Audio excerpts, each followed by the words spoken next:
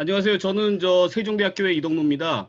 그 사실은 코로나 시대를 맞아서 세미나나 학회가 많이 활성화되지 못한 측면이 있었는데, 지금 우리 국정관리학회 회장을 맡고 계시는 노승영 교수님이 정말 브릴리언트한 아이디어로 더구나 또 활발하지 않은 연말 연시에 다 침체돼 있는데 이렇게 좋은 자리를 만들어줘서 너무 영광스럽고, 또 하나는 연말 연시에 계속되는 시리즈의 세미나에서 이걸 오프닝을 할 수 있는 영광의 기회를 주셔서 너무 감사드리고요.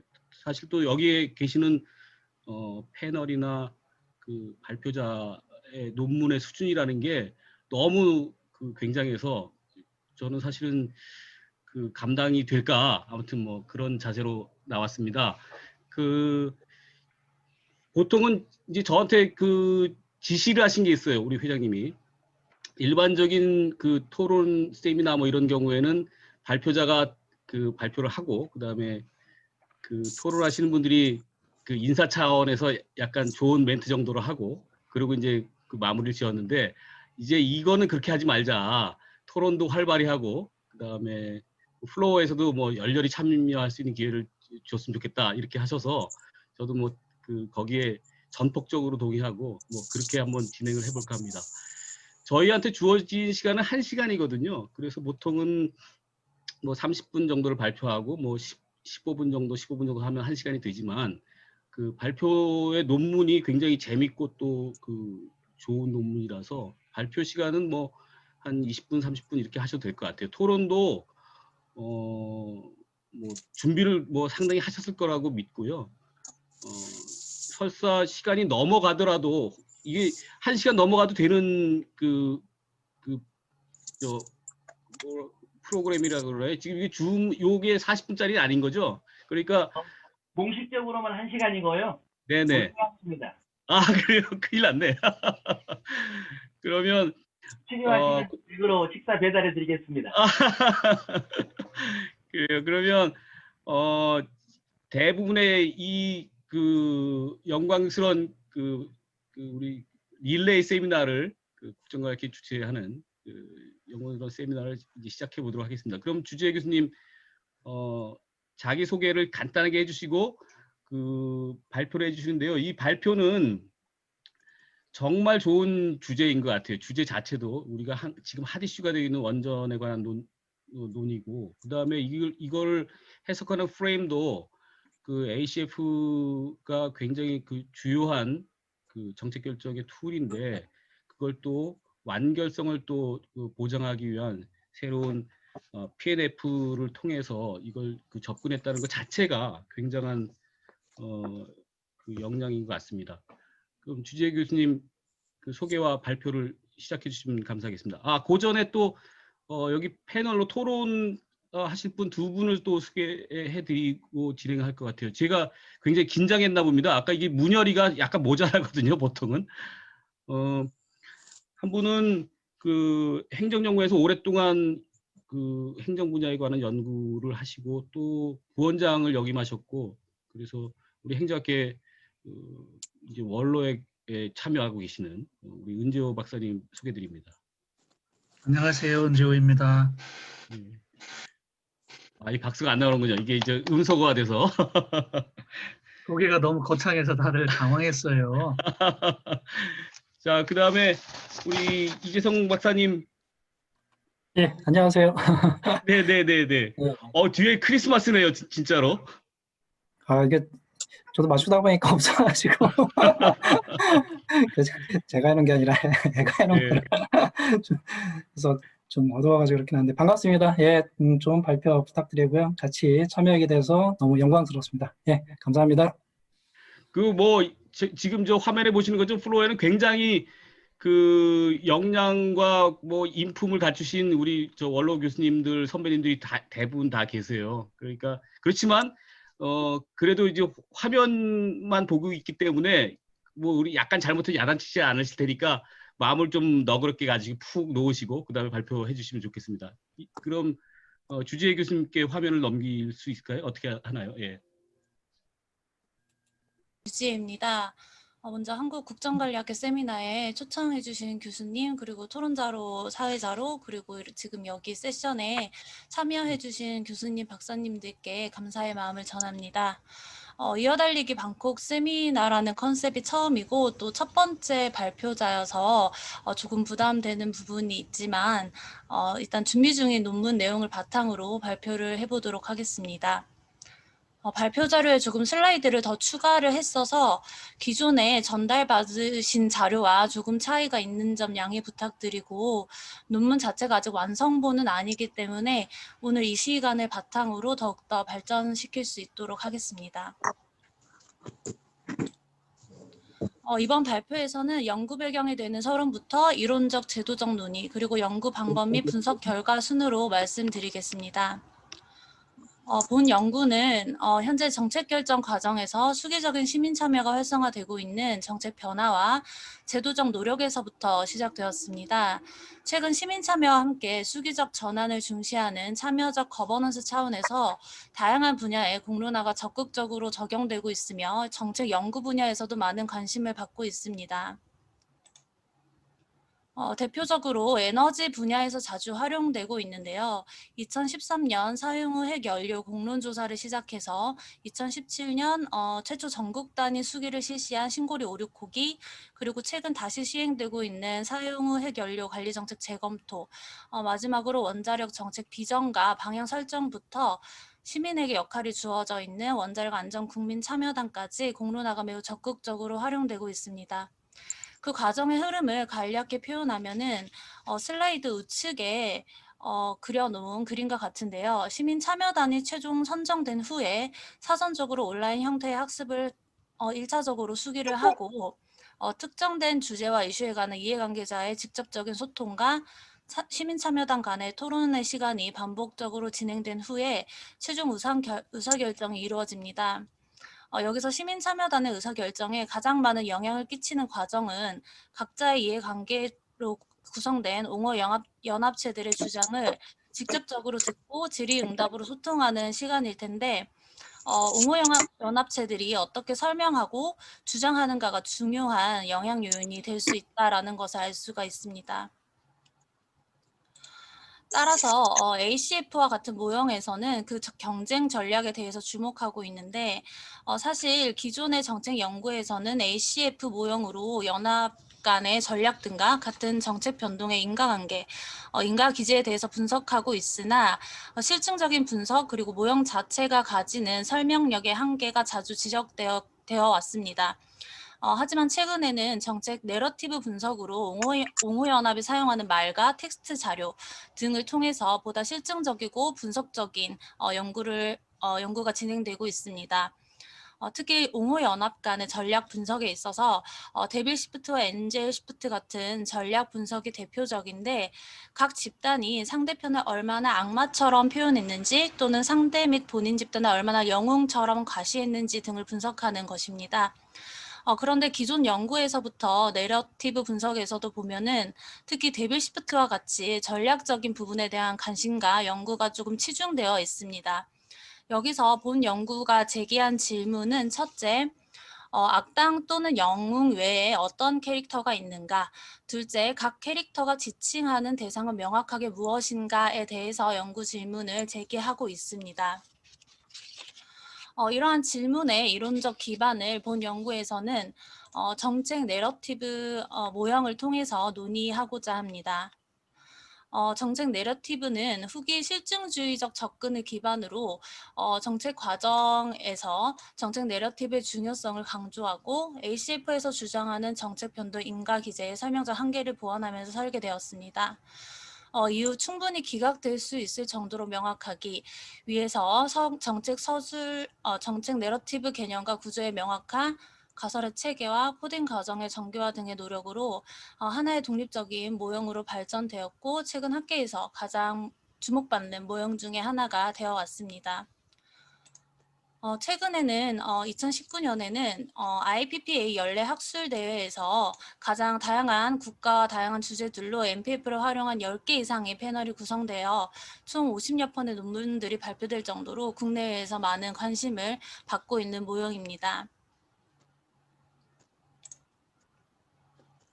MPF 학자들은 정책 내러티브에 대한 이해는 정책 과정의 이해의 핵심이라고 주장하고 아래에 삼각 구도로 표현해 놓았듯이 MPF에서는 세 가지 전제를 가정하고 있습니다. 즉 정책 내러티브는 필연적으로 인간의 대화 속에 내재되어 있는 속성으로서 사람들이 세상에 대해 어떻게 소통하고 어떻게 복잡한 사실들을 만들어내며 어떻게 설득하는지를 보여주기 때문에 정책 내러티브 모형은 기존 정책 과정 이론이 제공하는 정책 변동 설명 요인 외에도 하나의 변동 요인을 강조하면서 정책 변동에 대한 보편적인 해석적 분석들을 제공한다라는 데 의의를 가지고 있습니다. 이제 연구 분석에서 변수가 될 수 있는 내러티브 구성 요소에 대해서 설명드리겠습니다. 내러티브 구성 요소에는 내러티브 구조를 구성하는 요소들과 내러티브 구성 요소에 의미를 투여하는 내용으로 구분되어 있습니다. 구성 요소는 다른 형식의 대화나 문장과는 달리 내러티브만이 가지고 있는 특징들을 보여줌으로써 아래 표에 나와 있다시피 설정, 등장인물, 줄거리, 해결책이라는 세부 요소가 있고요. 내용이라는 것은 정책 맥락 및 하위 문제들을 의미하고 이야기가 무엇인지에 대해서 알려주는 그러한 요소입니다. 즉 제한된 상대성을 전제로 사회적으로 구성된 정책 현실은 무작위로 이루어진 것이 아니라 오랜 시간 구축되어 왔고 안정적인 상태라고 보고 있기 때문에 정책 서술 내용을 구성하는 하위 요소에는 신념체계와 데빌 시프트와 같은 전략 요소들이 여기 내용에 해당된다라고 보시면 되겠습니다.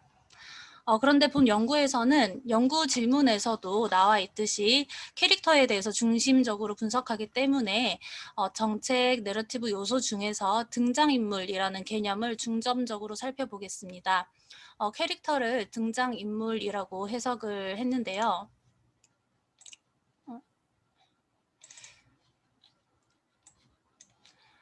등장인물은 지칭 대상에 대한 사회적 이미지를 구축하기 때문에 개개인 수준의 정책 선호 결정에 있어서 주요한 변동 요인으로 MPF에서도 가장 핵심적인 요인으로 강조되고 있습니다. 적어도 정책 내러티브의 하나 이상 포함되어야 하는 요소로서 주요 3대 인물로는 피해를 받는 희생자, 피해를 주는 악당, 그리고 피해로부터 보호를 책임지거나 문제 해결을 약속하는 영웅이 있습니다. 그리고 최근 해외 선행 연구를 통해서 최근에는 동맹과 적수라는 캐릭터들이 추가되고 있습니다. MPF는 미시, 중위, 거시라는 세 가지 분석 수준을 또 제시하고 있는데 그 중에서 중위 수준이 바로 ACF와 같은 분석 수준을 가지고 있기 때문에 가장 많이 적용되고 활용되는 수준입니다. 그 모형은 다음과 같이 그려지는데요. 등장인물이 정책 내러티브 구성 요소로서 주요한 독립 변수가 됨을 보여주고 있습니다. 그리고 이 표는 이 표는 MPF의 9개의 선행 연구인데 대부분 환경 에너지 분야에서 내용 분석 방법을 통해서 이제 연구가 진행되고 있음을 알 수가 있습니다. 그리고 국내 선행 연구를 보면은 KCI 등재지 기준으로 행정학, 정책학 분야에서는 최근까지 총 9개 연구가 게재된 것으로 나타나 있습니다. 명확한 경쟁 구도를 가지고 있는 에너지 분야는 하나, 그 외에도 교육, 복지, 규제 등 정책 분석 분야가 다양을 했고요. 주로 사례 분석으로 가장 많이 MPF가 활용돼서 연구가 많이 수행이 되었습니다. 따라서 본 연구에서는 캐릭터 5개를 주요 독립 변수로서 설정을 하고 중위 수준에서 가장 명확히 경쟁 내러티브를 형성하고 있는 에너지 분야, 그 중에서도 현재 참여적 거버넌스 체제가 가장 잘 반영된 신고리 5, 6호기 공론조사 사례를 선정해서 내용 분석을 수행을 하였습니다. 다음으로 제도적 논의에 대해서 말씀을 드리겠습니다. 공론 조사는 해외에서부터 적극적으로 시도된 기법인데요. 환경 에너지 갈등 분야에 대한 정책 결정을 위해 주로 활용되어 왔으면서 그중에서도 신고리 사례와 같이 에너지 관련 사례를 보면은 주로 에너지원을 결정을 하는 것을 수기를 했다는 것을 알 수가 있습니다. 그리고 공통적인 내용을 보시면 친환경 에너지 확대라는 공통적인 결론을 내어왔다라는 것이 또 특징적인 점이라 할 수가 있겠습니다. 국내에서 시행된 신고리 오류코기에 대한 그 과정을 그려놓은 그림인데요. 신고리 오류코기는 건설 여부에 대한 최종 결정을 중심으로 공론조사가 진행이 되었고 시민 참여단은 일원인가 종합토론회를 통해서 수기 과정을 거치게 되었습니다. 그 중에서도 핵심적인 프로그램이라고 할 수 있는 종합토론회 같은 경우에는 해당 결정의 주요한 고려사항이 될 수 있는 프레임을 주제로 찬반 양측 정책 결정, 찬반 양측의 경쟁적인 발표 시간이 주어졌습니다. 즉 본 연구에서 서론에서도 말했다시피 시민 참여단의 의사결정에 가장 큰 영향력을 미치는 시간이 바로 종합토론회에서 이렇게 진행이 되었다고 볼 수가 있는데 그래서 본 연구는 여기에서 활용된 발표 자료와 그리고 이러닝에서 제공된 찬반 집단별 강의 자료를 분석 자료로서 활용을 하였습니다.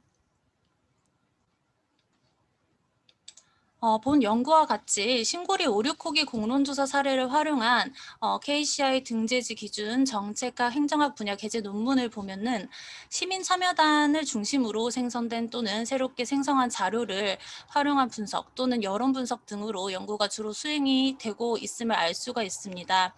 이와 달리 본 연구는 시민 참여단에게 주요한 영향을 미치는 요인에 대한 분석을 한다는 점에서 조금 그 방향의 차이가 있다라고 할 수가 있겠습니다. 그리고 MPF를 활용한 연구를 수행하기 위해서는 보통 다음과 같은 순서로 연구 방법이 설계가 됩니다. 여기서 바로 중요한 과정은 코딩북 설계입니다.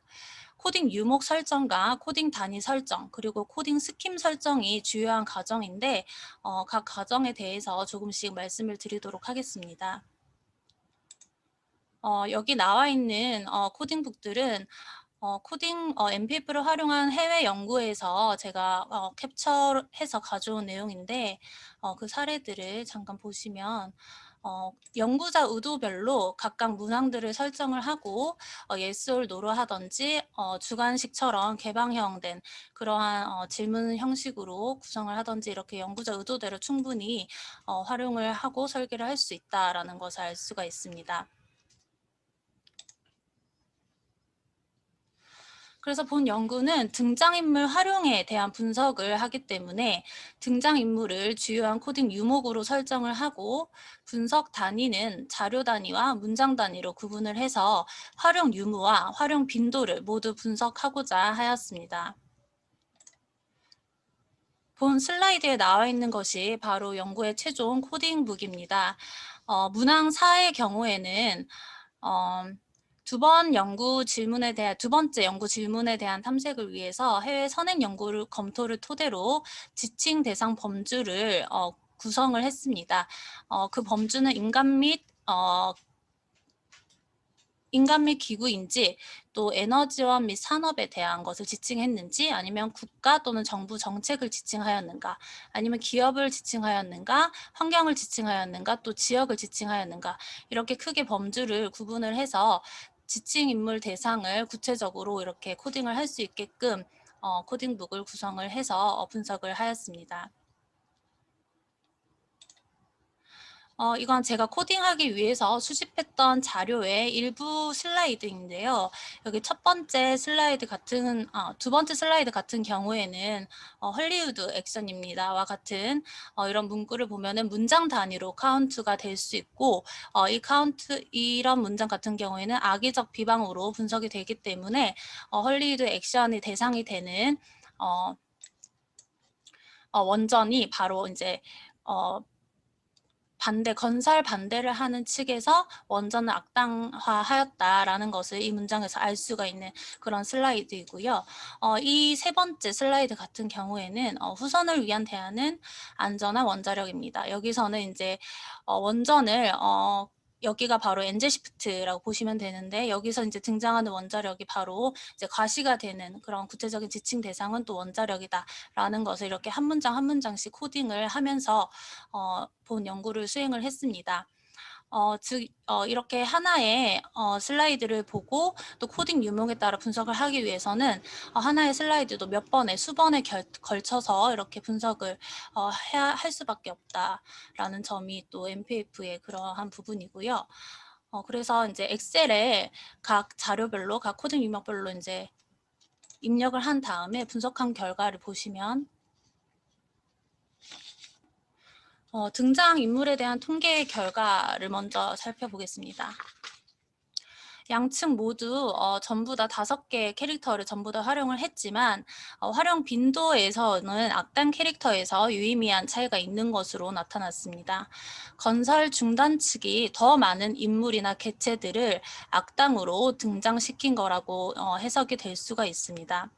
그리고 유의미한 차이는 없었지만 인물별로 활용 양상 차원에서 보면은 양측 모두 활용도가 높은 주요 3대 인물 외에도 동맹과 적수 부분에서 보면은 건설 재개 측보다 건설 중단 측에서 활발하게 활용을 한 것으로 보입니다. 그리고 실제 정책 내러티브에서 어떤 개체들이 등장했는지에 대해서 살펴보면은 다음과 같이 제가 코딩 유목에서도 그 지칭 대상 범주를 나눴듯이 그 기준에 따라서 각각 각각 등장 캐릭터에 어떤 지칭하는 대상을 이렇게 했는지를 다 정리를 했습니다. 각 지칭 대상별 상단에 있는 행은 재계 측에서 표현한 것이고 하단에 있는 이 열은 중단 측에서 제시한 그런 대상들을 정리해 놓은 것입니다. 보시면 우선 영웅과 악당을 먼저 보았을 때 영웅과 악당을 먼저 이렇게 보았을 때 특징적인 것은 건설 재개 측보다 건설 중단 측에서 굉장히 가시적으로 특정 정부와 특정 정책을 지칭했다라는 점이 조금 흥미로웠고 또한 건설 중단 측에서 보다 더 동맹과 적수로 등장한 대상들을 보면은 영웅적 인물을 보다 더 강조하기 위해서 동맹과 적수라는 이런 캐릭터들을 적극적으로 활용했다라는 것을 알 수가 있습니다. 그리고 또 특징적인 점은 적수로 등장한 대상을 보면은 자연재해, 테러, 미사일 공격 등 인간의 관할로는 통제가 불가능한 것들을 지칭하는 점 또한 새로운 발견이라고 할 수가 있겠습니다. 그래서 이러한 분석 결과를 바탕으로 연구의 함의를 정리를 해보면은 먼저 학문적 의 차원에서는 정책 내러티브 분석을 한 점에서 크게 몇 가지를 찾을 수가 있는데 기존 연구와는 달리 정책 옹호 연합의 내러티브 특성을 실증적으로 파악한 연구로서 효과적인 정책 주장 내러티브를 어떻게 구성할 수 있을지에 대해서 기초적인 연구 자료가 될 수 있을 것이다 라는 점에서 의의가 있을 것 같고요. 그리고 정책 하위 체제를 대상하는 연구에서 새로운 분석적 관점을 제시한다는 점, 그리고 학계에서 강조되어 오고 있는 정책 맥락에 대한 이해를 다각화하였다는 점에서 의의를 가질 수 있다고 하겠습니다. 또한 연구 방법적인 측면에서도 보면은 질적 분석의 한계를 보완해서 실증 연구를 수행했다는 점도 학문적 의의가 있다라고 볼 수가 있겠습니다. 물론 여전히 질적 코딩을 하는 단계에서 주관성의 개입의 문제를 피하기는 어렵고 또 기초 통계적인 분석만으로는 실증적이라 하기 어려운 점도 있고요. 또 단일 사례이기 때문에 사례 비교, 국가 간 비교 등으로 더욱 발전할 필요성도 물론 있다고 할 수 있겠습니다. 그리고 마지막으로 정책적 시사점을 다음과 같이 정리를 해볼 수가 있겠습니다. 한국형 공론화 제도 설계를 위해서는 정부 차원에서는 그동안 공론화 경험을 바탕으로 일반 국민 그리고 이해관계자에 대한 맥락적 지식을 구축하고 이를 위해서는 주요 정책 행위자 간의 상호작용으로 발생한 자료들을 데이터화해서 구축해 놓아야 하며 또 향후 갈등 분야에 대한 해소를 위해서든 또는 근거 기반 정책을 구현하기 위해서든 공론화가 불가피할 것으로 보이는데 이를 위해서 한국형 공론화 모델 구축과 이행을 위한 지속 가능한 전담 조직 또는 기관의 설립도 조심스럽게 제언을 해볼 수가 있을 것 같습니다.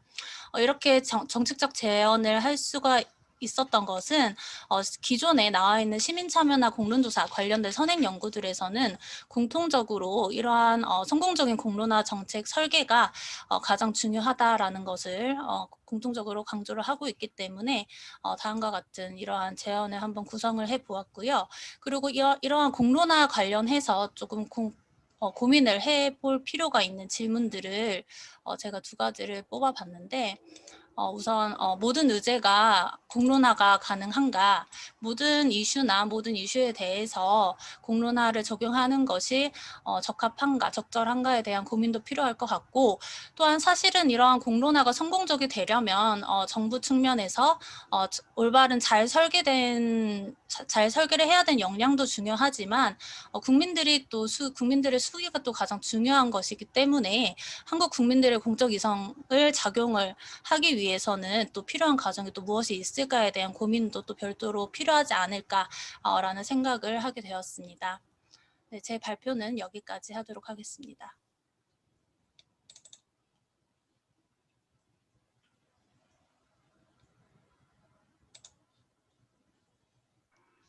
네, 이미 모두에서 말씀드린 것처럼 우리 한국 사회가 당면하고 있는 다양한 주제가 있지만 그 중에서도 뭐 가장 중요한 이슈 중에 하나인 원전 정책에 관한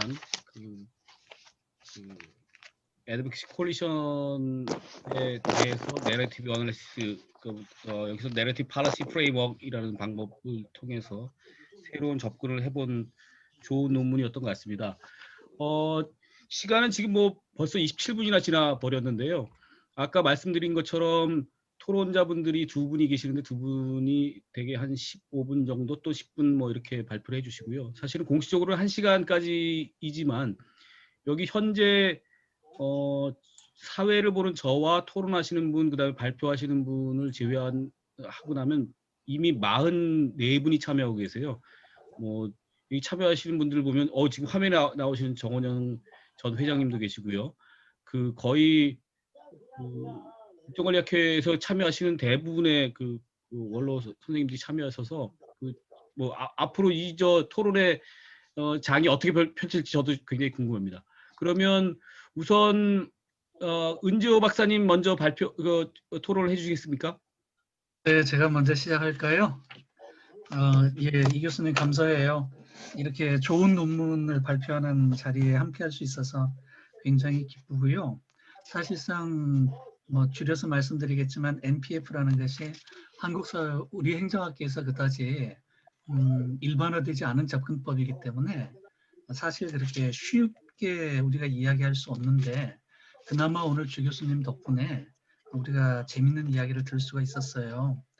저는 이제 주례사 같은 칭찬은 굳이 뭐 하지 않아도 이미 이 발표와 또 주 교수님하고 지도교수이신 박형준 교수님하고 같이 쓰신 논문 있잖아요.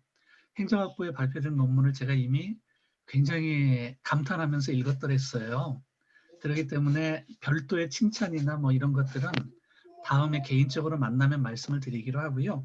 오늘은 여러 선후배 교수님들 계시니 논의의 장을 좀 더 활성화시킨다는 관점에서 대략 한 5가지 정도만 제가 코멘트 겸 질문으로서 말씀을 드릴게요.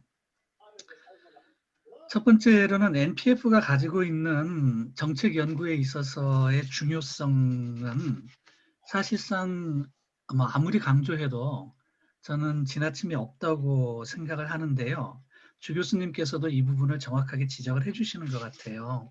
다만 한 가지 정확하게 설명을 하지 않으신 부분은 아마 시간 제약 때문에 그랬겠지만 사실 MPF는 ACF 모형을 그 한계를 보정해 줄 수 있는 굉장히 좋은 접근법이거든요.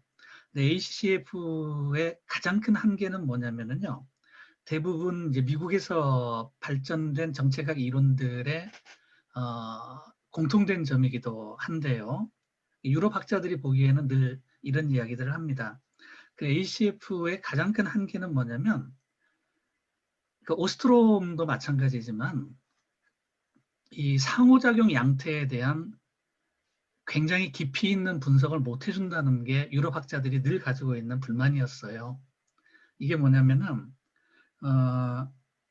그러니까는 그 오스트롬도 그렇고 그 IDAF도 그렇고 ACF도 그렇고 정작 그 액션 에리나나 상호작용을 통해서 옹호연합과 뭐 그 반대말이 뭐죠?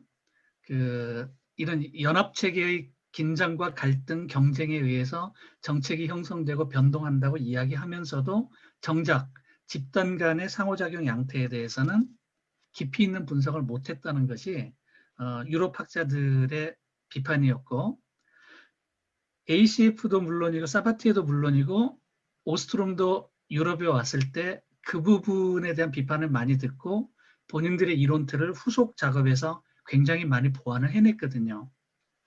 그런데 이제 MPF가 가지는 위상은 뭐냐면은 비로소 언어라는 것이 상호작용의 매개 역할을 한다는 것을 받아들인 것이 최초라는 거예요, MPF가. 오스트롬도 그렇고 IADF도 그렇고 ACF도 그렇고 상호작용 체제에 대한 분석을 보완하기 위해서 굉장히 많은 이론적 장치들을 추후에 보완한 것은 사실인데 거기에서 언어도 나오는데 MPF처럼 이렇게 언어를 전면에 내세워서 한편으로는 관찰과 분석의 툴로 사용하고요. 또 한편으로는 특히 정책학에서 정책 대안을 모색하는 툴로 사용했다는 거죠. 이 부분에 대해서 아마 주 교수님께서도 분명히 동의를 하실 걸로 알고요.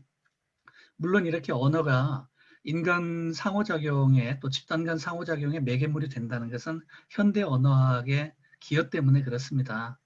단순히 언어라는 것이 우리들의 생각을 전달하는 매개물이 아니고 우리들의 생각과 행위 양태를 규정하는 우리의 존재 바깥에서 우리의 인식과 지각과 행동을 규정하는 변수로서의 언어에 주목했기 때문에 이제 NPF가 정책 연구에서 가지는 굉장히 큰 의미가 있다는 거죠.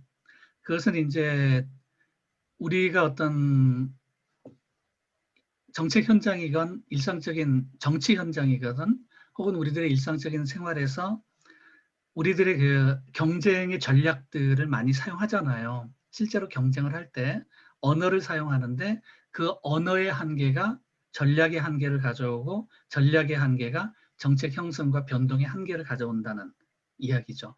그래서 이제 흔히 하는 말로 비트겐슈타인이 이야기를 할 때 내 세계의 한계는 내 언어의 한계다라는 명제로 간략하게 줄이는데 이 MPF의 주 교수님께서 주목해 주신 걸 보고 그 논문을 보고 저도 굉장히 반가웠어요. 그래서 비로소 이제 한국행정학계나 정책학계가 그 제도와 법률과 그리고 이제 여러 가지 외생 변수에 의해서 또는 집단 내 그 내적 동학에 의해서 정책이나 행정 현상이 결정되는 것이 아니라 바로 이런 상호작용 과정, 그 과정에서 서로 교환하는 언어, 그 언어 가운데서도 특히 이 내러티브가 우리들의 인식과 행위 전략을 어떻게 규정하는지를 봐준다는 점에서 사실 이 연구의 장점을 저는 뭐 무한히 높이 평가하고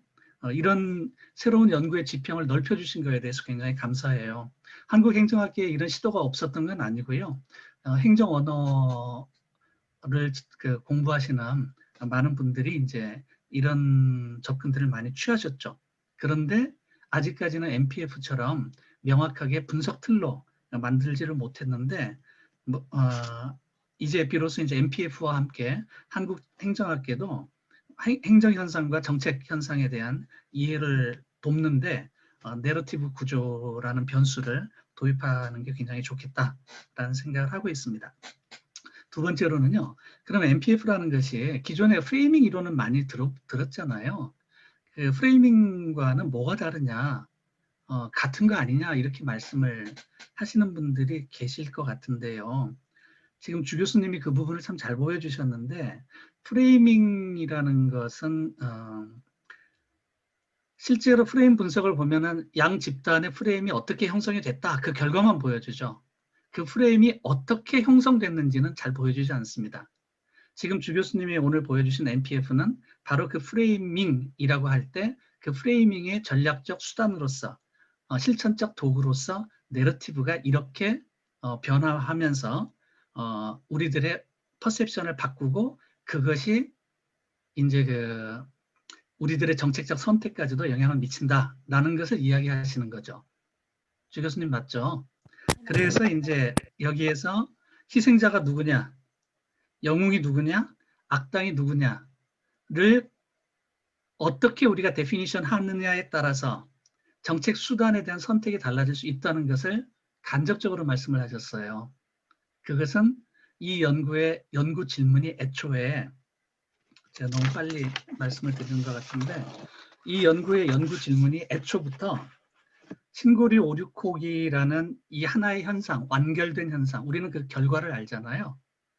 이 결과가 나와 있는 하나의 완결된 현상에서 내러티브가 미친 영향을 찾아내고 왜 신고리 원전 오륙호기 공론화에서는 공사 중단이 아니라 재개로 결정이 됐는가.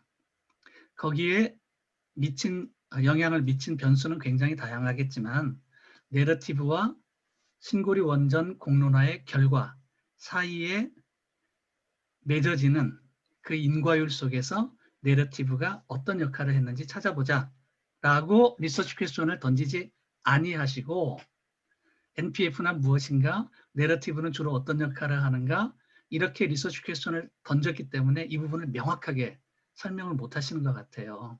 이게 저는 굉장히 안타까웠거든요. 그래서 이번 기회는 그렇다 치고 다음 논문이나 다음 그 발표 때는 좀 일반화와 단순화의 위험이 없지는 않으나 왜냐하면 과거 사실을 분석하는 거잖아요. 지금 신고리 원전 공론화에서 중단이 아니라 재개를 많은 사람들이 선택을 했습니다. 왜 그랬을까요?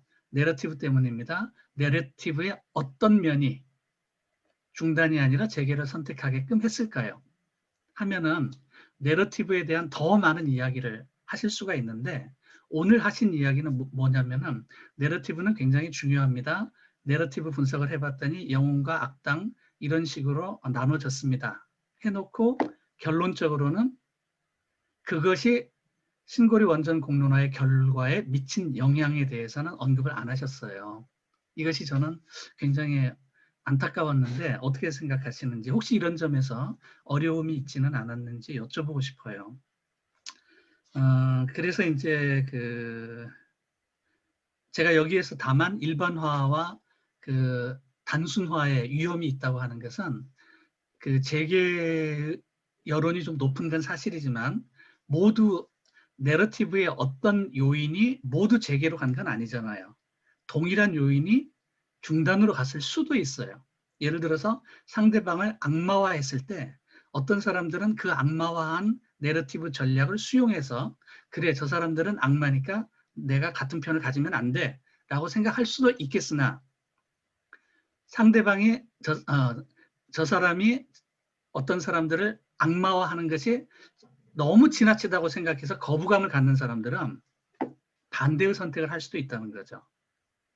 NPF에서는 이것을 양적 분석을 해서는 이걸 다 찾아낼 수가 없어요. 이런 한계에 대해서는 어떻게 생각하시는지 궁금해요.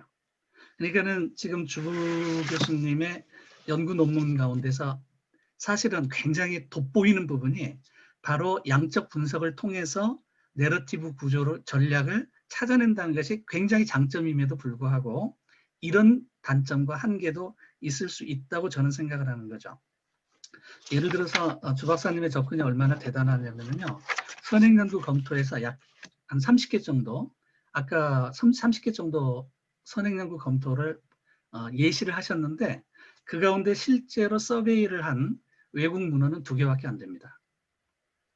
그리고 3번째 논문이 나왔는데 그게 한국에서 나온 거거든요. 여기에 이제 주 교수님의 독창성이 있는 거예요. 물론 이제 박형준 교수님의 독창성도 여기에 있는 거죠. 세계적으로 지금 3번째 나온 정량 분석을 통한 NPF란 말이죠. 그런데 새로운 방법론을 개척한다는 의미를 넘어서서 지금 N수가 150개 정도거든요. 지금 신고리 같은 경우 분석하신 게 150개 컨텐츠를 가지고 이렇게 정량 분석을 하는 게 좋을지, 그렇지 않으면 주 교수님도 예리하게 지적하셨듯이 슬라이드 하나를 분석하는데도 굉장히 시간이 오래 걸리고 반복해야 되고 코드 간에도 일치율을 살펴봐야 되는 그런 어려움이 있단 말이에요. 이걸 정량 분석을 하는 게 좋을지 정성 분석을 하는 게 좋을지 이 부분에 대해서는 같이 고민을 좀 해주시면 좋을 것 같아요. 그리고 이제 3번째인데요. 제가 칭찬과 질문을 자꾸 병행해서 하다 보니까 어떠실지 모르겠는데 저기 참 아까 잠깐 말씀을 드렸는데 희생자가 누구냐, 영웅이 누구냐, 악당이 누구냐를 잘 밝혀주셨어요. 그런데 그래서 So what? 이라는 질문에 대해서는 오늘 발표나 논문에는 답이 없어요. 그것이 어떤 작용을 했는가? 그래서 선택에 어떤 영향을 어떻게 미쳤는가? 어떤 영향이라는 것은 재계에 미친 영향, 중단에 미친 영향, 어떻게라는 것은 오늘 발표에는 전혀 나타나지 않았지만 어떤 수용과 거부의 행태 속에서 이런 내러티브가 해석이 됐는가에 대한 이야기는 전혀 없는 거예요. 이 부분을 보시려면 사실은 NPF 훨씬 이전에 데보라 스톤이 여기에 관한 연구를 했었거든요. NPF라는 명칭이 없을 때였지만 데보라 스톤은 그 액터들을 어떻게 규정하느냐에 따라서 그 액터를 빅팀으로 규정하느냐 혹은 원인 제공자로 규정하느냐에 따라서 정책 대안들이 달라진다는 것을 명확히 이야기를 했었죠. 또 블레이밍의 전략에 대해 네이밍, 블레이밍의 전략이 정책 선택에 어떤 영향을 미치는지에 대해서도 이야기를 했었죠. 그런 점에서 NPF에만 굳이 함몰되지 마시고 그 전에 있었던 이런 내러티브 연구에도 좀 더 주목하시고 problem definition approach에도 주목을 하신다면 현재 수준의 NPF보다 훨씬 더 의미 있는 접근을 할 수 있지 않을까 그런 생각을 또 해봤습니다. 제가 5가지를 말씀드리려고 했는데 얼추 합쳐서 3가지로 말씀을 드렸고요. 또 하나 그냥 마지막으로 4번째를 말씀을 드린다면은 지금 신고리 오리코기 공론화 같은 경우는 굉장히 많은 그 슬라이드들이 나왔죠. 그것도 그 지지연합과 비판연합 사이에 양쪽에서 슬라이드가 전부 다 많이 나왔는데 그 슬라이드에서 지금 분석하시는 것은 내러티브만 분석을 하셨죠. 그런데 NPF에서 내러티브라는 것은 verbal language도 되지만 사실은 이미지도 됩니다. 다시 말해서 지금 아까 보여줬던 여러 가지 화면 속에서 나오는 이미지 분석도 가능한 거죠. 이것을 내러티브하고 약간 구별되게 이코노그래피 분석이라고 이야기도 하지만 한국에서는 아직 이코노그래피 분석을 한 번도 제가 못 봤어요. 그 미술계에서만 이코노그래피를 가지고 이야기를 하고 있는데 실제로 우리가 정책 현장에서 사용하는 수많은 자료들은 전부 시각 자료들이 굉장히 많거든요. 원전뿐만이 아니라 굉장히 많은 정책 자료들이 시각화돼서 만화로도 나오고 사진으로도 나오고 뭐 그러는데 신고리 같은 경우는 이런 이코노그래픽을 하기에 굉장히 좋았던 것 같아요. 그래서 NPF의 그 틀에 갇히지 마시고 이런 시각 자료도 함께 분석을 하는 이코노그래피까지 합해 주신다면 분석의 완성도가 훨씬 더 높아지지 않을까 싶었던 거죠. 죄송합니다. 하나만 더 말씀을 드리면 그 공론화 발전 방안에 대해서 쭉 말씀을 하셨는데 마지막에 오늘 그 발표 주제나 분석 내용하고는 거리가 갭이 굉장히 많아요. 그 중간에 논리적인 비약이 굉장히 있어서 다음번 분석에는 굳이 공론화 발전 방안까지 나가지 마시고 내러티브라는 것이 이런 그 공론화에 어떻게 영향을 미치는가에 대해서 좀 더 주목을 하신다면 의미 있는 연구가 될 터인데, 왜냐하면 신고리 끝나고 나서 환경단체가 기울어진 운동장이란 말을 했어요. 그러면서 이 공론화는 원천적으로 무효야 이런 이야기를 했었는데, 기울어진 운동장의 내용은 이런 것이었습니다. 환경은 돈도 없고 전업 활동가들이 아닌 반면에 원조는 돈도 많고 전업 활동가들이어서 이 PT 하는 데 있어서, 자료를 생산하는 데 있어서 게임이 안 되게 저쪽이 우월했다, 이런 주장을 하면서 공론화의 그 정당성을 부분적으로 부정했던 경험이 있거든요. 정확합니다. 내러티브를 생산하고 소비하는 데 있어서 프로페셔널과 아마추어들은 확실히 다릅니다. 그리고 환경은 아마추어였다는 게 또 인정합니다. 그런데 구체적으로 이런 연구를 통해서 내러티브가 정책 선택 혹은 시민참여단의 예스와 노, 재개와 중단에 어떤 영향을 미쳤는지를 잘 보여준다면 환경의 그런 주장이 옳을 수도 있고 그렇지 않을 수도 있다는 걸 보여줄 수 있겠죠.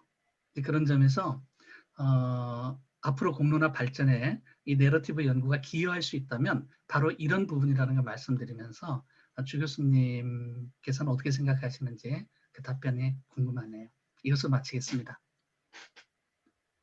이동노 교수님.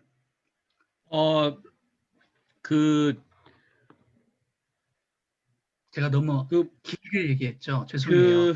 뭐라 그래야 될까요? 그 세미나에 있어서 토론의 내러티브는 이래야 된다라는 전범을 보여주신 것 같아요. 지금 말씀하신 걸 바로 일단 답변하지 마시고 이 교수님 하신 그 토론을 한 번 더 하시고 그다음에 모아서 발표를 하고, 그다음에 플로어에서도 이 채팅창을 통해서 요청을 하시거나 아니면 여기 사인을 보내는 게 있는데 뭐 그런 것들을 통해서 알려주시면 정규 시간이 지나더라도 조금 더 이어서 토론을 할 수 있도록 준비해 보겠습니다. 이 교수님 그럼 부탁드립니다. 예, 안녕하세요. 너무 좋은 말씀 해주셔가지고 일단은 발표하신 이제 주 교수님께서 해주신 내용 뭐 반복적인 얘기긴 한데요. 뭐 좀 개인적인 입장에서 볼 때 상당히 이제 또 새롭게 접근할 수 있어서 이제 또 내용적인 측면에서 그렇고 재밌게 봤고요. 또 지금 먼저 토론해 주신 박사님께서 워낙 깊이 있게 다양하게 해주셨는데 제가 말씀드리고 싶은 건 좀 이제 사실은 이제 새로운 분석 기법에 대해서는 좀 저도 이렇게 얘기만 들었지 구체적으로 이제 이러한 분석 사례라든가 내용 방법들에 대해서는 이해가 부족한 상태에서 이제 논문이라든가 지금 오늘 발표를 보다 보니까는 너무 재미있기도 하고 또 한편으로는 이제 궁금한 점이 있어가지고 그런 것들 위주로 해서 한번 말씀드리겠습니다. 전체적으로 일단 발표해 주신 주제 내용들이 상당히 좋았던 것 중에 하나가 우리가 이제 정책 공부하시면서 이제 공부하면서 개인적으로도 어떤 정책의 맥락, 특히 구체적으로 정책 결정 과정에 있어서 이런 흐름 등을 저도 이제 뭐 계량적인 방법들을 이제 위주로 공부하고 이제 관심 있다 보니까는 좀 한계들이 있었는데 이런 부분들은 이제 맥락을 이해하는 데 있어서 상당히 의미 있게 제시를 해주고 있다는 측면에서 뭐 물론 이제 뭐 질적 방법이냐 양적 방법이냐라는 걸 떠나가지고 이제 그런 내용 면에서 이제 그런 것들이 상당히 이제 재밌고 특히 뭐 반복적인 얘기긴 하지만은 다른 분들께서도 많이 이제 말씀을 해주셨지만은 상당히 우리 행정학이라든가 특히 정책학 분야에 있어서 매우 필요한 부분이다라는 생각이 들고요. 그런 면에서 이제 연구자께서 해주신 내용들이 의미가 크다라고 볼 수 있겠고, 다만 이제 전체적으로 이제 논문 이제 이렇게 뭐라 해야 되나 이제 토론 얘기가 나왔을 때 그리고 뭔가 말씀을 드려야 되는데 이제 문 박사님하고 말씀해 주신 거하고 이제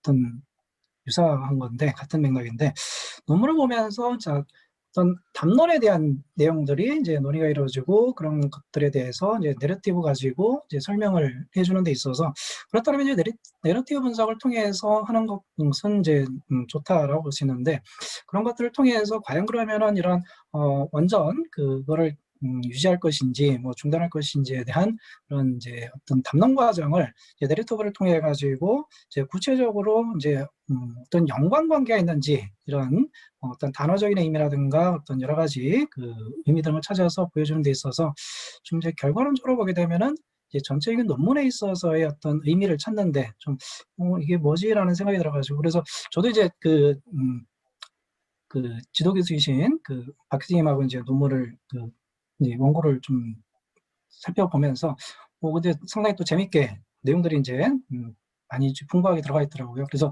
그런 것들 보면서 이렇게 하면은 좋겠구나라고 생각이 들었는데 다만 이제 궁금한 것 중에 하나가 이런 그 지금 이제 질적 방법론을 이제 개량화해 가지고 좀 더 그런 것들을 어떤 연구 내용적인 측면에서 이제 충실성을 기해서 이제 연구 내용을 합리화한다라고 보시는데 그러한 이제 내용들을 하면서 본인께서도 발표하시면서 그런 한계점 지적해 주신 것처럼 이러한 기존의 많은 이제 어떤 내러티브들을 가지고 개량하는 데 있어서 대부분 이제 기초 분석만 하다 보니까 한계가 있지 않냐라고 이제 말씀을 해주셨는데 이런 이제 내용들이 이제 콘텐츠가 많아지면은 이게 분집 분석으로 갈 수 있지 않나라는 생각이 들거든요. 그런 것들을 이제 개량화를 통해서 좀 더 다양하게 이렇게 해보면은 우리가 지금 또 개량적인 측면에서 지금 이제 뭐 네트워크 분석이라든가 이런 부분들도 이제 많이 활용들을 하고 있는데 그렇게 된다라면은 그런 식으로 또 확대해서 활용한다라면은 지금 아까 말씀 또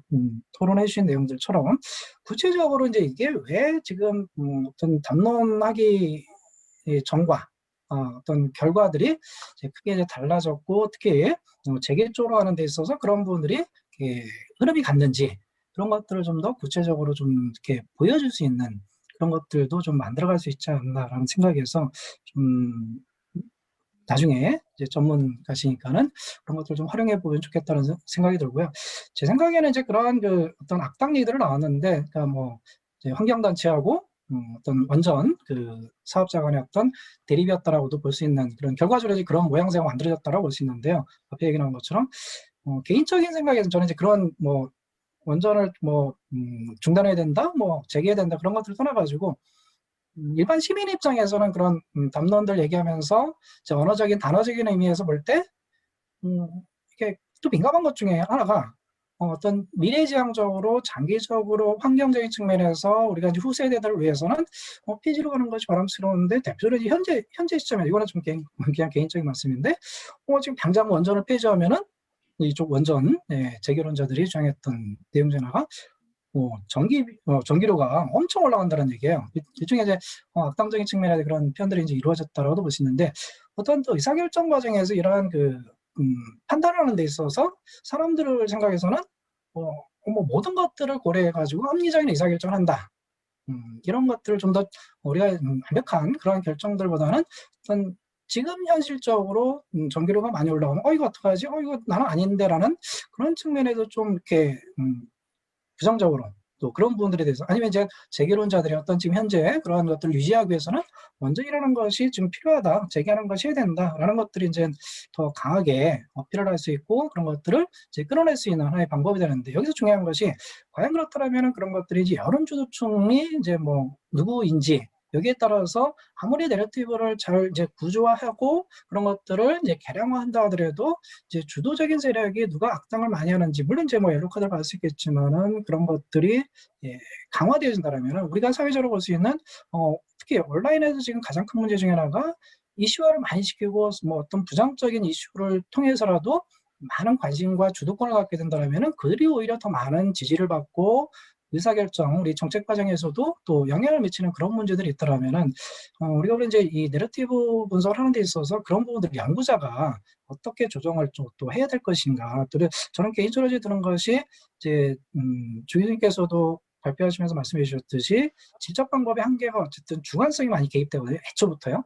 그렇다면 이런 부분들을 좀 더 객관적으로 지금 여러 가지 키워드 등을 뽑아내는 데 있어서 그런 것들을 좀 더 객관적으로 다른 타인이 볼 때 이런 것들을 이렇게 좀 구조하는 데서 문제가 없구나. 그러니까 개량적인 방법은 나름대로 이제 수십 년간 이제 연구 발전이 되면서 체계가 됐다. 뭐 완벽하진 않지만 그래도 그런 것들이 많이 수용이 되어지고 있는데 우리 또 행정이라든가 정책학에서도 보면은 이런 질적 방법이 필요한데 그런 부분들이 이제 한계가 있었고 그런 부분을 좀 더 좀 활용성 있게 만들어가기 위해서는 그런 부분들을 좀 어떻게 보완해서 만들어간다라면은 지금 해주시는 작업들이 이제 뭐 다른 연구 관심 있는 분들이라든가 특히 후세대들에게 상당 부분 좋은 역할을 해주시지 않을까라는 생각이 들고요. 그러면 이제 그 주관성이 개입되어지는데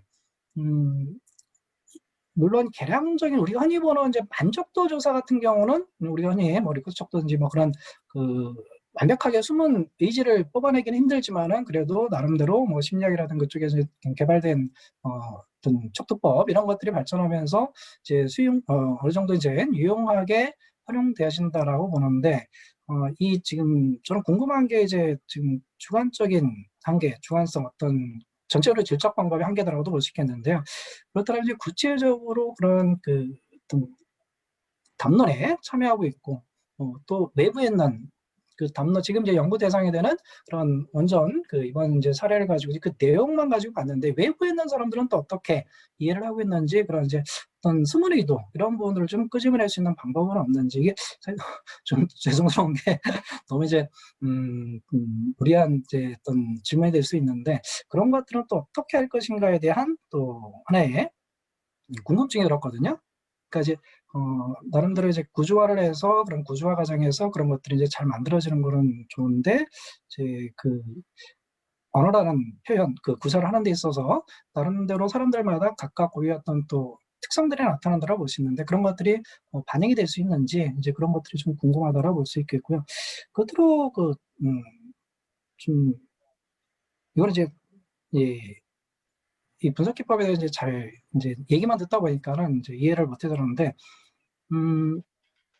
어떤 단어적인 것들을 추출해서 이렇게 이제 나름대로 구조화를 해서 내러티브 분석을 하게 되는데 그렇다면은 근본적으로 보면은 우리가 보는 이제 구글 트렌드라든가 특히 네트워크 분석 이제 혼용해서 그런 것들을 이제 쓰는 방법들하고는 가장 이제 이 본질의 어떤 단어의 어떤 의미, 구사라든가 어떤 그 메타포 이런 것들을 활용한다라고 볼 수 있는데 그런 것들이 이제 개량화되어져서 그런 쪽으로 간다라면은 그 확장 가능성이 있는지 지금 이제 제가 궁금한 거는 이런 이제 개량화하시는 방법이 이제 적용되잖아요. 그게 또 필요하다고 볼 수 있겠고 이렇게 혼용해서 이렇게 하는 것이 이제 믹스드 이제 뭐 요즘에 이제 또 그렇게 가고 있으니까는 그렇더라면은 이제 앞서 말씀드렸던 하나의 사례처럼 그 어떤 개량화를 통해서 이제 그런 네트워크 분석 활용하는 식으로 그런 것들이 좀 더 확장 가능성이 있는지 이제 그런 면에 좀 방법론적인 측면에 좀 궁금해가지고 한번 여쭤본 거고요.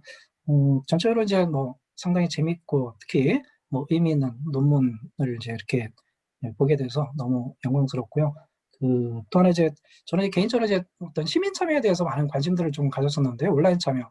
앞서 말씀드렸던 것처럼 온라인 참여에서도 보게 되면은 이제 여론 지도층 특히 이제 그런 것들을 이슈화를 많이 시키고 적극적으로 개입해서 노력하는 사람들 위주로 그런 것들이 이제 형성 발전되어지는데 이러한 이제 지금 우리가 담론이라는 것들을 좀 더 이제 구체적이고 체계적이고 특히 우리가 보는 이제 많은 사람들이 수용할 수 있는 지금 저는 이제 문제 중에 하나가 우리나라의 지금 상황이 너무 극단적이라고 보거든요. 한쪽 뭐 찬성 아니면 반대 막 너무 이제 대립되어 있다 보니까는 이런 분들을 좀 더 이제 합리적으로 만들어갈 수 있는 담론을 구성할 수 있는 만들어갈 수 있는 그런 맥락에서 지금 얘기하시는 이제 제시해준 이런 분석 기법 등을 통해서 이런 흐름으로 가고 있고 이런 것들을 이렇게 잘 만들어가고 되고 있으니까는 우리가 이제 또 이해를 하는 데 있어서 상당히 이제 의미가 있고 그렇다라고 볼 수 있는데 결론적으로 보게 되면은 우리가 지금 보고 있는 여기서도 보면은 이제 어쨌든 누가 악당이 많이 되느냐, 주도적인 또 역할을 하는지에 따라서 큰 흐름이 바뀔 수 있지 않냐라는 생각이 들거든요. 그러면 이제 연구자 입장에서 이제 그 부분을 어떻게 또 조정을 할 수 있는지 이게 이제 하나 이제 또 궁금증으로 이제 좀 생겨가지고 한번 여쭤본 거고요. 두서없이 말씀드려서 죄송한데 어쨌든 재밌게 또 상당히 또 의미 있는 그런 연구를 이제 살펴보게 돼서 기뻤습니다. 예, 여기까지서 마치도록 하겠습니다. 예, 감사합니다. 감사합니다. 그 지금 두 분이 하신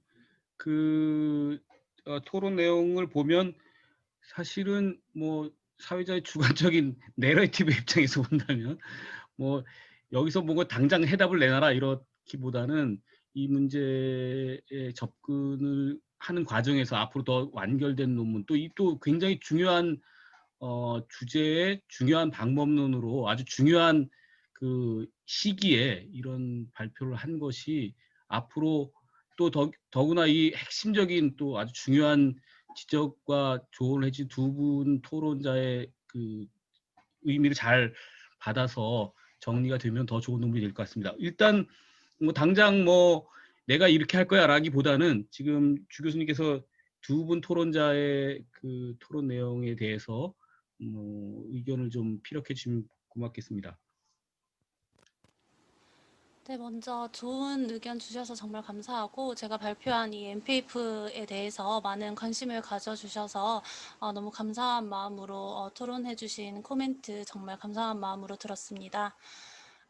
먼저 정말 깊은 부분까지 다 토론을 해주시고 코멘트를 해주시고 또 다양한 질문과 토론할 이슈들을 던져주셔서 제가 다 적긴 적었는데 혹시나 조금 놓칠 수도 있을까 봐 미리 양해 말씀 부탁드리고요. 먼저 박사님께서 말씀해 주신 부분에 대해서 얘기를 한번 해보도록 하겠습니다. 프레이밍과의 차이점에 대해서 말씀을 해주셨는데 제가 작년에 다양한 학회에서 MPF를 소개했을 때 역시나 이 프레이밍 관련해서 질문을 가장 많이 받았었습니다. 그래서 박사님께서도 정확하게 말씀을 해주셨듯이 MPF와 프레임은 또 다른 거고 MPF에서는 프레임을 또 하나의 분석 요소로서 이렇게 구성 요소로서 하고 있는 것이고요. 그리고 이제 사실은 이 연구에서 중요 내러티브를 분석해서 결국 밝혀내야 하는 것은 이 부분에 대해서는 이제 이재성 교수님께서도 말씀을 해주셨듯이 신고리가 재개 결과가 나기까지 이 내러티브를 분석한 요소들이 궁극적으로 어떻게 영향을 미쳤고 그 인과 기제 또 인과관계는 어떤지에 대해서 보여줘야 되는 게 가장 핵심인 것 같습니다. 그래서 사실은 제가 박사학위 논문에서는요.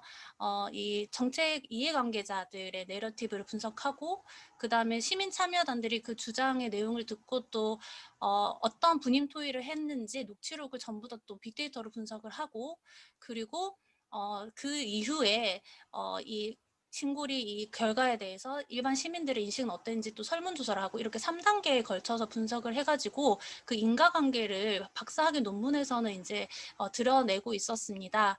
그런데 이제 이전에 2020년 가을호에서 이제 정책 확보에서는 그 부분에 대해서 조금 인과관계성에 대해서 조금 이제 악의적 비방과 이 엔젤 시프트가 실제 효과가 있었는지에 대해서 조금 이렇게 조금 더 명확하게 드러냈다면 지금 이번에 발표를 하면서 준비를 하는 것은 조금 더 행정학, 정책학 분야도 분명히 그런 성격의 논문이긴 하지만 이 캐릭터라는 것을 사람이 말하는 데 있어서 이런 이미지를 어떻게 활용을 하고 이 이미지를 이제 뭔가 주장을 하고 말하는 데 있어서 얼마나 이 부분에 대해서 어떻게 활용을 하는지에 대해서 조금 이 부분에 대해서 한번 새롭게 또 연구를 해보고자 조금 더 방향을 이쪽으로 잡다 보니까 그런 부분에 대해서 내용을 많이 담지 못했던 것 같습니다. 그래서 이제 특히 등장인물이 또 어떤 대상을 지칭을 했는지 이런 부분까지 이제 분석을 했던 것은 이 코멘트를 주신 부분과 연결해서 말씀을 드리면 실제로 이제 중단 측에서는 좀 더 가시적으로 좀 더 과격하다고 해야 될까요? 뭔가 정부와 정책을 명확하게 이제 대상을 명확하게 드러내서 이렇게 표현을 한 것이 이건 더 연구를 해봐야 알겠지만 그렇게 표현을 한 것이 오히려 시민들한테는 조금 부정적인 영향을 주지 않았나라는 이제 생각을 하게 된 연구를 하는 와중에 그런 생각을 하고 있는데 그런 부분을 혹시나 이 연구를 보다 더 발전시키는 와중에 드러낼 수 있으면 한번 실증적으로 한번 이제 분석을 해내보고자 합니다. 그래서 아직 완성된 논문은 아니기 때문에 이번에 주신 코멘트를 바탕으로 해서 이런 부분을 조금 더 그 연계성을 보다 더 명확히 드러낼 수 있도록 발전을 시키도록 하겠습니다. 그리고 양적 분석과 또 질적 분석에 대해서 말씀을 주셨는데 저 또한 사실은 이 내러티브 분석이 사실 굉장히 질적 코딩 자체가 굉장히 중요한 작업이라서 질적 분석으로만 이제 뭔가를 설명을 하고 좀 더 이제 딥하게 설명을 해보고 싶었는데 이 부분에 대해서 결국에는 이제 실증적으로 뭔가 보다 본 연구가 실증적으로 이제 나와야 되기 때문에 기초 통계를 또 이제 시도를 해보고 이제 다양하게 분석을 시도를 해봤는데 이 부분에 대해서는 사실은 제가 박사학위 논문에서도 혼합적인 분석 설계 방법을 적용을 해서 이렇게 크게 이렇게 흐름을 잡아서 이제 진행을 해왔었습니다. 그래서 이렇게 계제 논문으로 나오는 것에 있어서도 조금 더 양적 분석과 질적 분석과 질적 분석과 양적 분석 모두를 한 번에 혼합적인 분석 방법으로 발전시켜 나가야 되는 게 사실 MPF를 활용한 연구가 나가야 될 방향이지 않을까라는 생각을 하게 됐었습니다. 그래서 이 부분에 대해서는 이제 이재성 박사님께서도 말씀을 해주셨듯이 네트워크 분석, 군집 분석, 자료의 수와 그러한 데이터가 조금 더 규모가 커지고 이제 많이 구축이 되면 그러한 분석 방법이나 기법을 활용해서 충분히 조금 더 체계적인 실증 연구가 될 수 있을 것이라고 생각을 하고요. 그러기 위해서는 이러한 이 공론화가 지금 몇 번의 공론화가 지금 진행이 되어 왔는데 각각의 공론화에서 발생하고 이제 생성되고 있는 이 자료들이 굉장히 소중하게 데이터화가 되어야 된다라는 생각을 그래서 많이 생각을 하고 있고요. 그런 것들을 다 이제 취합을 해서 이 한국형 공론화에 대한 연구 차원에서 이런 내러티브 분석을 그런 자료를 토대로 해도 굉장히 유의미한 연구가 나오지 않을까 생각을 하고 있습니다. 그리고 공론화에 대한 마지막에 공론화에 대한 제언으로 이제 마무리를 하게 됐었는데 결국에는 이제 제가 생각해도 약간 갭이 좀 크긴 컸던 것 같은데 이제 하고 싶었던 얘기 그리고 MPF에 대한 관심이 있으신 분들도 있겠지만 또 본 사례가 신고리 오르콕이다 보니까 공론화에 대한 관심도 있으신 분들이 있을 수도 있을 것 같아서 그러한 내용을 조금 더 마지막에 담아본 것이고요. 그리고 또 제가 생각을 했던 거는 제가 이제 이런 이해관계자들이 이제는 그냥 단순한 정책 하위 체계가 아니라 공론화라는 이러한 공식적인 그런 제도 안에서 국민들을 대상으로 이제 공식적으로 자기 주장들을 할 수 있는 동등한 기회가 주어지는 이러한 자리가 이제 많아질 텐데 이러한 상황에서 이해 집단들은 어떠한 이러한 주장의 전략을 써야 되고 어떠한 그러한 시간적으로 어떠한 전략을 활용을 해서 설득을 해야 하는지 이러한 부분을 좀 공론화 차원에서 조금 더 연계시켜서 말을 하고 싶었던 부분이 있었습니다. 그래서 조금 이번 발표에서 갭이 좀 있었지만 그러한 내용까지 제가 한번 이제 그러한 이슈를 한번 다뤄보고 싶었던 것이었고요. 그리고 이제 주관성, 이재성 교수님께서 말씀해주신 그 주관성 개입 부분은 사실 질적 코딩이라는 작업을 하면 어쩔 수 없이 이제 제기가 되는 문제인 부분인 것 같습니다. 그래서 이제 그렇다고 이제 질적 코딩을 어떻게 이제 AI 요즘에 뭐 딥러닝 이런 걸 통해서 할 수도 있지만 실제로 아직까지는 이제 코더들이 실제로 수행을 해야 되기 때문에 결국 여기서 주관성 개입을 최소화할 수 있는 방법은 그만큼 이런 코딩 작업이 많이 수행이 되고 그러한 코딩 유목별로 이러한 연구들이 많이 생겨서 이러한 코딩 유목별로 그러한 단어 사전 그런 사전 같은 것들이 구축이 된다면 조금 더 나중에 이와 유사한 연구가 된다고 했을 때 조금 주관성 개입에 대한 문제가 조금 최소화되지 않을까 하는 생각을 하게 됐었습니다. 그래서 그만큼 이러한 연구가 좀 그러한 문제 제기를 받더라도 많은 이러한 코딩 작업이 필요할 것이라 생각을 하고 있습니다. 네. 그리고 인제 또 교수님께서 말씀을 해 주셨듯이 결국엔 이런 이미지를 활용을 하고 인제 하는 것은 결국엔 사람마다 가지고 있는 특성에 영향을 받지 않느냐라고도 말씀해 주셨는데, 그런 부분은 MPF에서 인제 구성 요소 보시면 ACF와 같이 신념체계라는 부분이 있습니다. 그래서 그러한 부분을 또 인제 핵심 분석 요인으로 추출을 해서 이런 등장인물이라는 요인과 인제 연결시켜서 분석을 하면 어떠한 신념 체계를 가지고 있는 사람들이 보통 어떠한 캐릭터를 활용하더라라는 이러한 연구 또한 가능하리라 또 생각을 하게 됐었습니다. 그래서 그러한 연구는 또 제가 추후에 한번 또 시도를 해보고 싶은 그런 연구 주제가 되는 것 같습니다. 네, 그러면 네, 여기까지 이제 답변을 하면 될 것 같은데 혹시나 부족한 부분이 있었다면 네, 양해 예, 부탁드립니다. 충분히 좋은 토론에 충분히 좋은 답변이시고요. 정말 생산적인 세미나가 되고 있는 것 같습니다. 지금 두 분의 메인 토론자분 외에도 이 플로어에는 굉장히 많은 분들이 계세요. 지금 우리 사회 토론 두 분 발표를 빼면 45명이 계세요. 지금 여기. 사실은 이 코로나가 오히려 우리 학문의 장을 더 활성화시키는 계기가 됐는지도 모른다는 생각이 듭니다. 요즘은. 질적, 그다음에 사상, 언어 이런 것들과 관련해서 공부를 많이 하고 계신 분들이 좀 계시죠? 여기 오늘 오수길 교수님도 오셨고요. 행사박에 계신. 또 거기다 양창렬 교수님이 참여해 주셨어요. 양창렬 교수님 계신가요? 그다음에 또 부경대의 김창수 교수님도 여기 참여를 해주셨는데 지금 어디 계신지 아까 있었는데, 아무튼 우선 여러분들이 지금 질문이나 코멘트를 준비하고 계세요. 근데 우선 공식적으로 이삼열 교수님이 뭔가 질문을 하고 싶어 하세요. 이삼열 교수님 준비되셨나요? 네, 준비됐습니다. 네. 예, 안녕하세요. 연대 이삼열입니다. 무엇보다 좋은 발표해 주시고 또 두 토론자께서 굉장히 좋은 코멘트 해 주셔서 굉장히 잘 배우고 있는 중입니다. 언제 웬만한 학회가 벌어지면 관객이 두세 명밖에 없는 경우가 많은데 그래도 많은 분들이 계셔서 수준 높은 토론들이 굉장히 기쁘다고 생각합니다.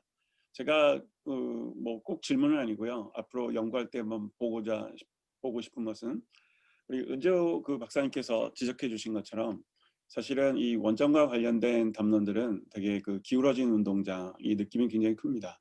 특히 이 발전 쪽이나 이런 쪽은 예산이 굉장히 크고 그 다음에 환경 운동을 하는 사람들 예산이 적은 경우가 많은데, 예를 들어서 지난번에 원전 폐기와 관련돼서 논쟁이 벌어질 때 제가 기자 쪽에서 들었던 얘기는 그때 당시에 원전을 지속하는 것을 찬성하는 칼럼을 써주면 칼럼 하나당 1,000만 원씩 준다는 얘기도 들었던 얘기들이 있습니다.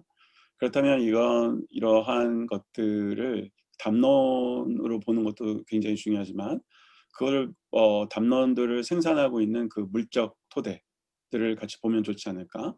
물적 토대라는 것은 좀 고상하게 얘기한 것이고 오고 가는 돈들과 그 앞에 그런 담론을 생산하는 역할을 맡는 사람들은 누구이고 그런 사람들의 돈의 관계들은 어떻게 되는지를 한번 보면 좋을 것 같아요. 제가 최근에 벌어지고 있는 학회들을 보면 학회에서 여러 가지 정책 과제들이 있으면서 많은 세션들이 벌어지고 있는 것들을 보는데 그런 것들도 어떻게 보면 저희가 나중에 담론을 분석할 수 있는 하부 구조의 분석들로 볼 수 있지 않을까 싶습니다.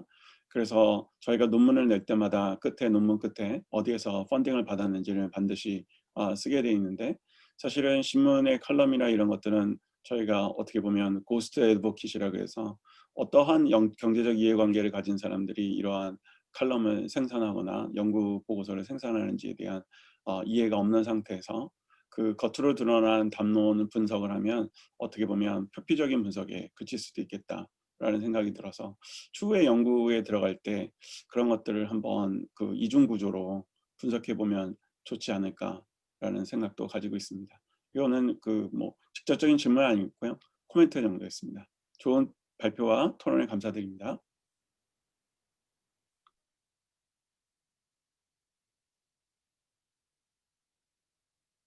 코멘트를 또 해주셨네요. 좀 전에 그 박형근 박사님이 그 질의를 했다고 해서 제가 질의를 준비해 주려고 했더니 잘못 클릭됐다 그랬는데 잘못 클릭된 김에 한번 코멘트를 해주시면 어떨까요? 박형근 박사님?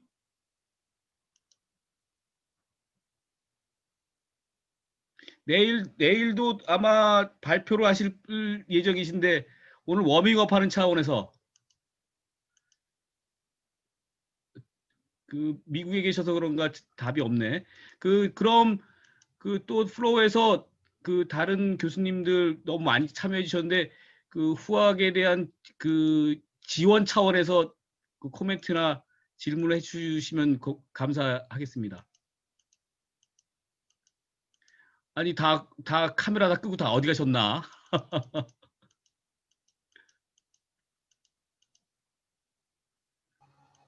강현 교수님 예, 뭐 말할 이 사람이 부분에 대해서 없으면 꼭 제가 할 말 있으실 것 같은데요. 예, 예, 예. 한마디만 뭐 제가 뭐 특별하게 할 말은 없는데 하여튼 뭐 새로운 개념 잘 들었고요. 많이 배웠습니다. 그래서 도움이 많이 됐고요.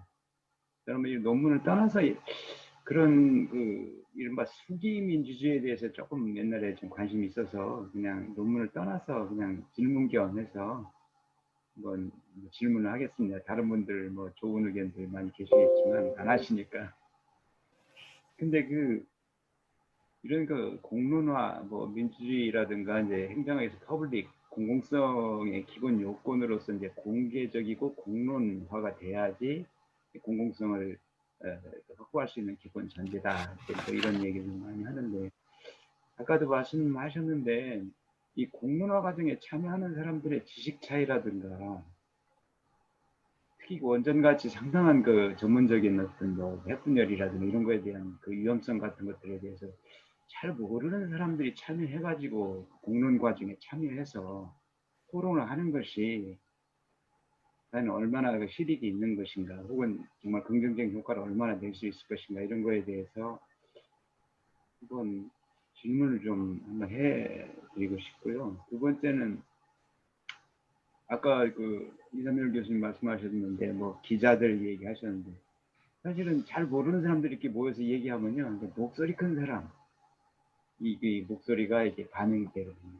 우기면 뭐 모르니까 그냥 넘어가는 그런 상황들 같은 어떤 논점을 가지고도 그냥 목소리 크고 좀 힘 있고 빼 있고 이런 사람 목소리가 그냥 그 공론으로 정착되는 그런 것들 그럴 위험성은 없는지 그거 한번 질문 드려보고 싶습니다. 이상입니다.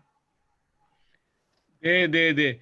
지금 그 지도 교수이신 박형준 교수님은 저보고 그 빨리 좀 끝내라 달라 이렇게 아니요. 얘기하시고 제가 그냥 계좌를 마무리 저기 말씀 저기 뭐 좀 이렇게 같은 드릴 편이 게 해도 되는 있는데 겁니까 이거? 아니요. 그 지금 말씀하신 거 정말 그 좋은 그 강용 교수님 좋은 말씀 해주셨는데요. 저희가 생각할 때는 이것을 했을 때 좀 그런 게 있었습니다. 저희가 최근에 어떻게 보면 여론조사랑 수기조사랑 차이점이라는 것이 있는데 과연 말씀하신 것처럼 목소리 큰 사람 그 다음에 이선율 교수님 말한 것처럼 신문에서 여러 개 나오는 그런 여러 가지 것들이 과연 어떻게 갔을 때 국민들한테 받아질 것인가 사람들한테 수용이 될 것인가 플러스 이게 수기라는 과정을 거쳤을 때는 어떤 식으로 갔을 때 어떤 전략과 이게 지금 저희가 여기서는 우리가 지금 흔히 말하는 그런 것들을 보는데 이제 그거보다는 흔히 말해서 좀 다른 여러 가지 전략들을 보고 어떤 식으로 가는 게 좋은지에 대해서 한번 보고 싶어서 한번 본 것이고요. 아마 마무리는 주지혜 교수가 거론대에서 말씀을 아마 해주실 것 같습니다. 예. 네, 우선 저도 그런 마지막 슬라이드에서 저 또한 그렇게 질문을 던졌듯이 이제 사실 시민 참여단의 이제 공적 이성에 대해서 질문을 이제 마지막에 저도 던졌습니다. 그만큼 이 전문성에 대해서 굉장히 이러한 의문이 많이 드는 부분은 어쩔 수 없는 것 같습니다. 그래서 이거는 제 개인적인 생각이지만 사실은 이 공론화를 진행함에 있어서 그 시민 참여단들의 오리엔테이션 이런 것도 주어지고 해당 분야에 대한 전문 지식을 준비하는 시간도 주어지지만 사실은 그만큼 이 전문성에 비례할 만큼 그러한 토론을 위한 그러한 준비의 시간 또한 어떠한 또 하나의 수기 과정으로서 좀 제공이 되면은 이 공론화라는 이 제도가 조금 더 효과성이 있지 않을까라는 생각을 좀 저 또한 하고 있습니다. 저도 말씀드려도 되겠습니까? 이덕로 교수님, 음소거 네네. 해주셔야 돼요. 저도 말씀드려도 될까요? 안 들려요. 이덕로 교수님, 음소거 예. 해주세요. 네네. 아니 저기 방금 이삼열 교수님과 강용기 교수님 질문에 대해서 제가 말씀을 드려도 될지 모르겠네요. 그 다음에 주지혜 교수님께 두 가지만 말씀을 드리고 싶은데요. 먼저 강용기 교수님께서 이제 그 참여자들의 그 지식 차이 때문에 일반인들이 원자력 문제처럼 고도화된 문제에 대해서 토론을 하고 어떤 의견을 제시하는 게 합리적일 수 있겠는가라는 질문은 수기민주주의에 대해서 수없이 제기되는 질문인데요. 다만 이제 목적이 다르다는 것은 분명히 말씀을 드려야 될 것 같아요. 공론화를 통해서 신고리 원전 문제를 다뤘던 것은 원자력 기술의 어떤 그 적합성 혹은 원자력 기술이 안전하냐 그렇지 않느냐를 판단하기 위한 자리가 아니고 우리 사회가 현재의 원자력 기술을 수용할 수 있느냐, 수용할 수 있다면 어느 수준까지 수용할 수 있느냐라는 그 과학기술의 민주적 통제라는 관점에서 공론화가 이루어진 것이지 결코 그 과학기술의 수준을 평가하는 자리는 아니었잖아요.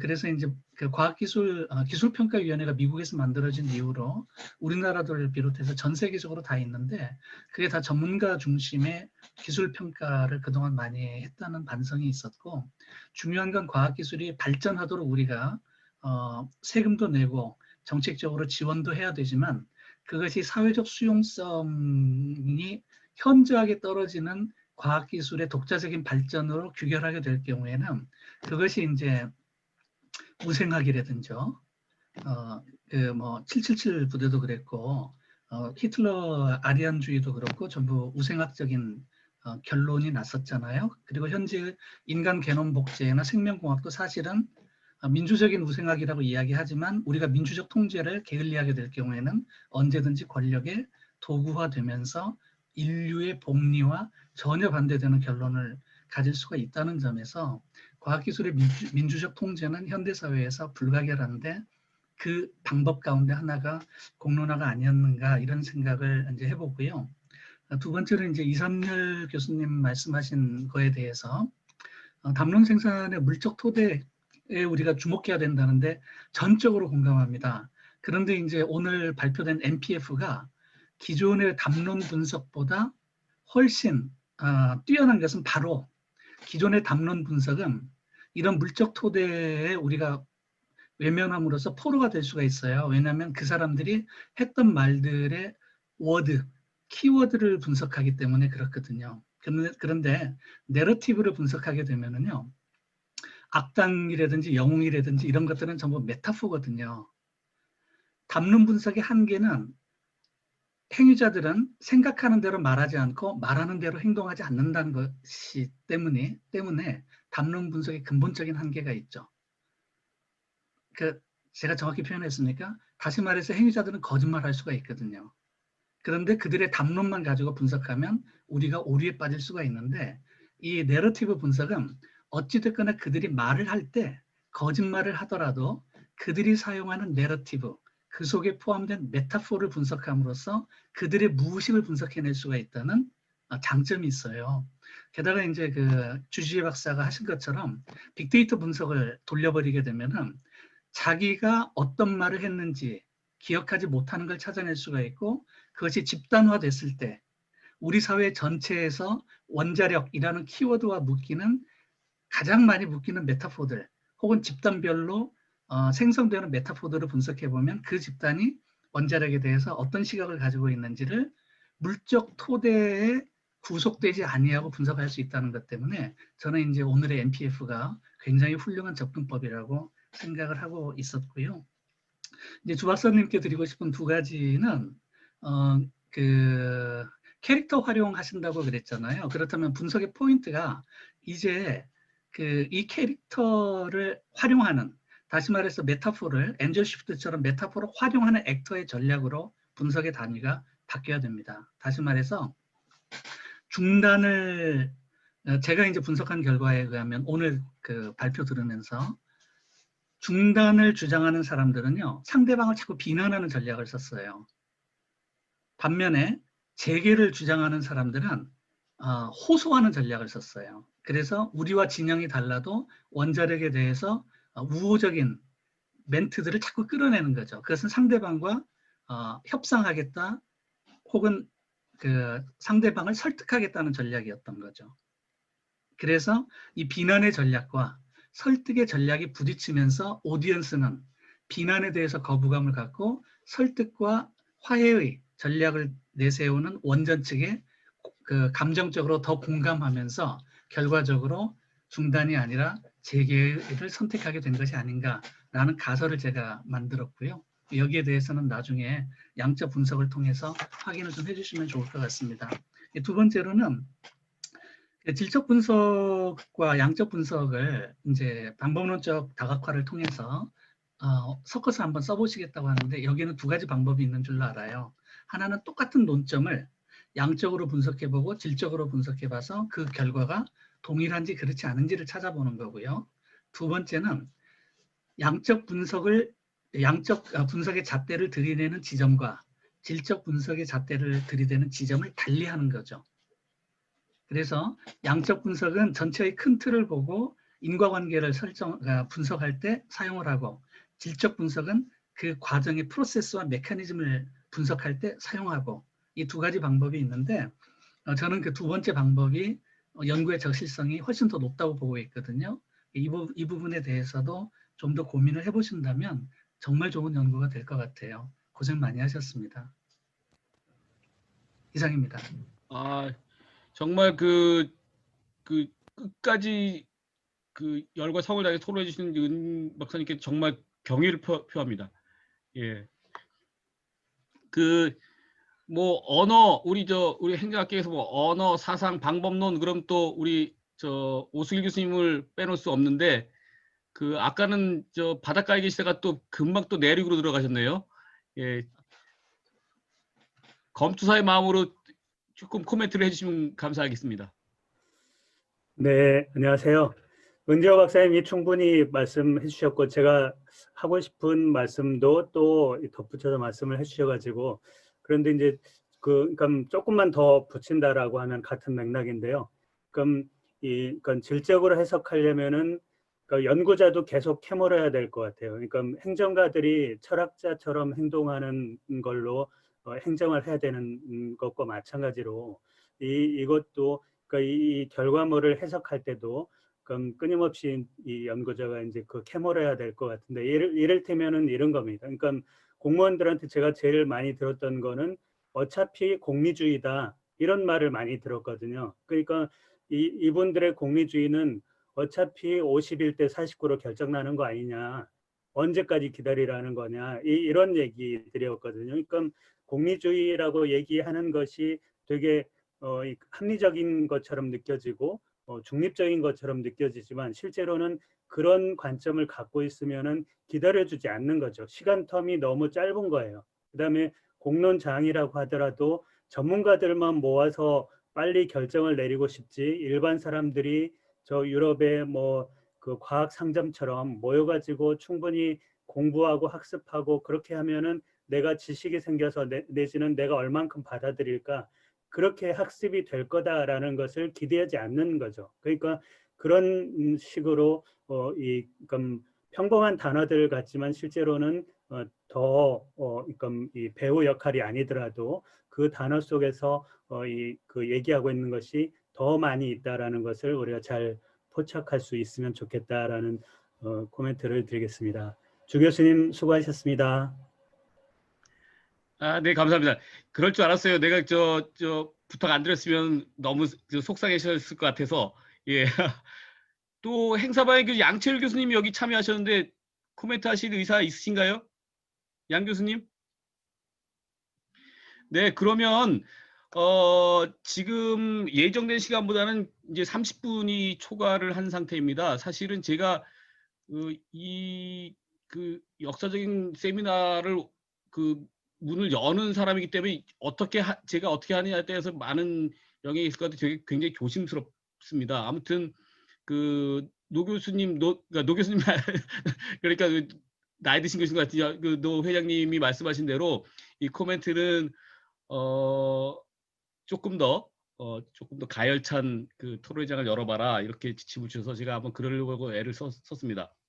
사실은 저도 이 논문을 보고 옛날에 읽었던 책 이게 사실 이건 지금 책을 인용한 그 전 버전이에요.